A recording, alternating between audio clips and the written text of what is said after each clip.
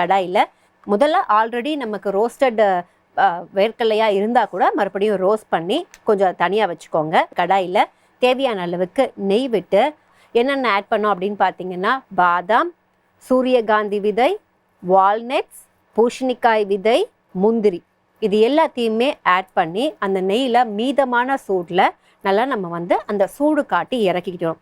அதுக்கப்புறம் வேர்க்கடலை தோலை எடுத்துட்டு அந்த வேர்க்கடலையும் இந்த எல்லாத்தோட நம்ம ரெடி பண்ணி வச்சுருக்கோம்ல அதை மிக்சியில் ஆட் பண்ணிவிட்டு நல்லா ஒன்றும் பாதியுமாக அரைச்சிக்கணும். மிக்சியில் ஆட் பண்ணி அரைச்சதுக்கப்புறம் நமக்கு டேட்ஸ் இருந்துச்சு. பேரிச்சம்பழத்தை நமக்கு என்னென்ன பீஸில் எந்தெந்த அளவில் வேணுமோ அப்படி சாப் பண்ணிக்கணும். சாப் பண்ணதுக்கப்புறம் கடாயில் நம்ம தேவையான அளவுக்கு நெய் விட்டு அந்த நெய்யில் நம்ம நாட்டு சர்க்கரையும் ஆட் பண்ணி அது கொஞ்சம் நல்லா மெல்ட் ஆனதுக்கப்புறம் நம்ம இப்போ அரைச்சி வச்சுருக்கோம்ல அதை ஃபுல்லாக கடாயில் ஆட் பண்ணி அது கூடவே பார்த்திங்க அப்படின்னா அதுக்கப்புறம் டேட்ஸும் நம்ம சாப் பண்ணி வச்சுருந்தோம்ல அதையும் ஆட் பண்ணி தேவைப்பட்ட ஒரு பிஞ்ச் சால்ட் அண்ட் நமக்கு அளவு பிடிக்கிற மாதிரி வர அளவுக்கு நம்ம நெய்யை ஆட் பண்ணிக்கணும்.